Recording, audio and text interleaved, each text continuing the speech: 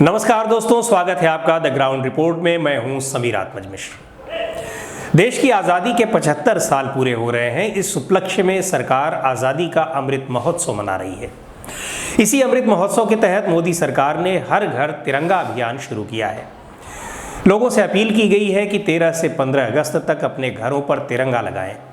प्रधानमंत्री नरेंद्र मोदी ने लोगों से अपनी सोशल मीडिया प्रोफाइल की डीपी यानी डिस्प्ले पिक्चर के रूप में तिरंगे की तस्वीर लगाने की अपील की है। बुधवार को संस्कृति मंत्रालय की ओर से दिल्ली में तिरंगा बाइक रैली का आयोजन हुआ, जो लाल किले से विजय चौक तक निकाली गई। इसमें बीजेपी के कई सांसद और केंद्रीय मंत्री शामिल हुए। विपक्ष के नेता इसमें शामिल नहीं हुए। बीजेपी ने इस पर तीखा हमला बोला, देशभक्ति पर सवाल उठाए और यहां तक कह दिया कि तिरंगे से या किसी भी राष्ट्रीय प्रतीक चिन्ह से इन्हें यानी विपक्ष को परेशानी होती है। टीवी चैनलों पर भी इसे लेकर खूब कार्यक्रम बन रहे हैं और चलाए जा रहे हैं। विपक्षी नेताओं पर सवाल उठाए जा रहे हैं, उनकी देशभक्ति को ललकारा जा रहा है। हालांकि कांग्रेस पार्टी समेत सभी विपक्षी दलों के नेताओं ने अपनी डीपी पर तिरंगे की तस्वीर लगाई है या लगा रहे हैं। सभी ने अपने अपने तरीके से हर घर तिरंगा अभियान का समर्थन किया है, लेकिन ऐसा लगता है कि बीजेपी के नेता चाहते हैं कि जैसा और जिस तरह से वो कहें बिल्कुल उसी तरह से किया जाए। खैर, कांग्रेस पार्टी ने तिरंगे के मुद्दे पर बीजेपी को अपनी तरह से घेरा है, जैसा कि वो अब तक घेरती आई है। पहले तो पार्टी नेताओं ने तिरंगे के साथ पूर्व प्रधानमंत्री जवाहरलाल नेहरू की तिरंगा लिए हुए तस्वीर को डीपी बनाया और सोशल मीडिया पर उसे शेयर कर रहे हैं। तस्वीर के साथ कांग्रेस नेता ये भी ट्वीट कर रहे हैं कि हम तो हाथ में तिरंगा लिए अपने नेता की डीपी लगा रहे हैं, वह भी खादी में। आपके पास भी कोई नेता है जिसकी तिरंगा लिए हुए तस्वीर आप लगा सकें? यही नहीं, कांग्रेस नेता बीजेपी नेताओं से कई सवाल पूछ रहे हैं। मसलन आरएसएस ने अपनी डीपी क्यों नहीं बदली? 52 साल तक दफ्तर पर तिरंगा क्यों नहीं फहराया? और जब किसी ने तिरंगा फहराने की कोशिश की तो उस पर मुकदमा कायम कर दिया, इत्यादि। हर घर तिरंगा अभियान के पीछे सरकार की चाहत है कि लोगों के मन में देशभक्ति की भावना जगे और जन भागीदारी के साथ आज़ादी का अमृत महोत्सव मनाया जाए। लेकिन जिस तरह से सत्ता पक्ष और विपक्ष में शब्द बाण चल रहे हैं, उससे लगता है कि इस अभियान की शुरुआत न ही हुई होती तो अच्छा था। कम से कम देश के सम्मान का प्रतीक तिरंगा तो विवाद में न आता, इस तरह से उसका अपमान तो न होता और राजनीति के दुष्चक्र में घसीटा तो न जाता। राजनीतिक दलों के बीच ही नहीं बल्कि मीडिया में भी जिस तरह से इस मुद्दे को सत्ता पक्ष के देश प्रेम और विपक्ष के देश विरोध के रूप में प्रचारित किया जा रहा है, वो तो बेहद दुखद है। ऐसी हेडलाइंस के साथ गैर जिम्मेदार तरीके से इन खबरों को परोसा जा रहा है जिसकी कल्पना नहीं की जा सकती है। खैर, आइए जान लेते हैं अपने तिरंगे को, जो दुनिया भर में देश की पहचान तो है ही, राष्ट्र के गौरव, आन बान और शान से भी जुड़ा है।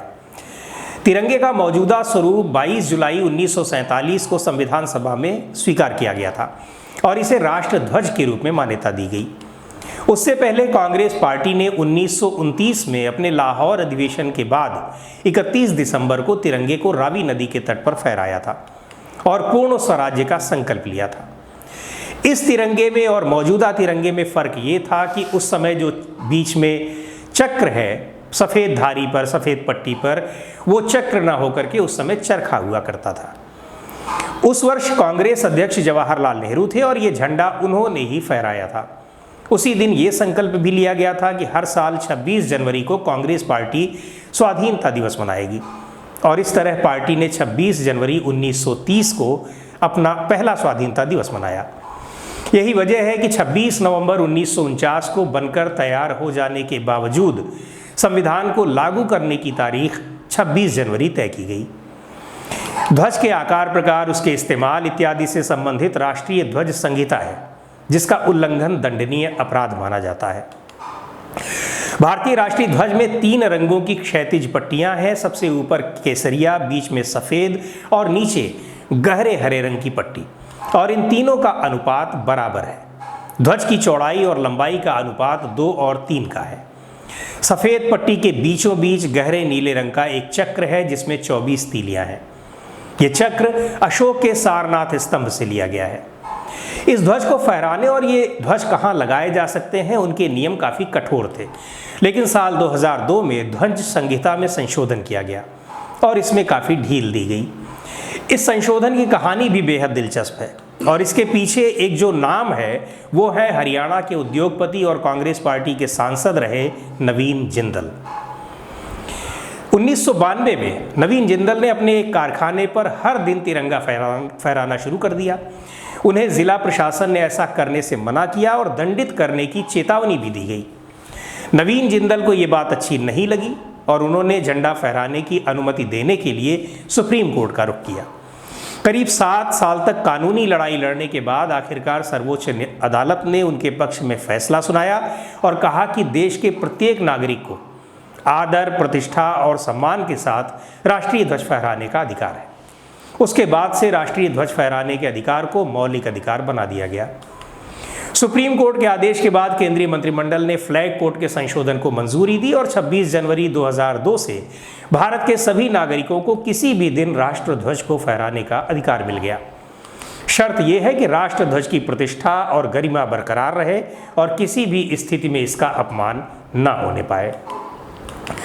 साल 2009 में गृह मंत्रालय को पत्र लिखकर नवीन जिंदल ने ये मांग भी की कि देश में रात को भी विशाल ध्वज दंड पर राष्ट्रीय ध्वज यानी तिरंगा फहराने की अनुमति दी जाए। गृह मंत्रालय ने उनके प्रस्ताव को स्वीकार कर लिया और अब दिन या रात गरिमा और आदर के साथ कभी भी राष्ट्रीय ध्वज फहराया जा सकता है।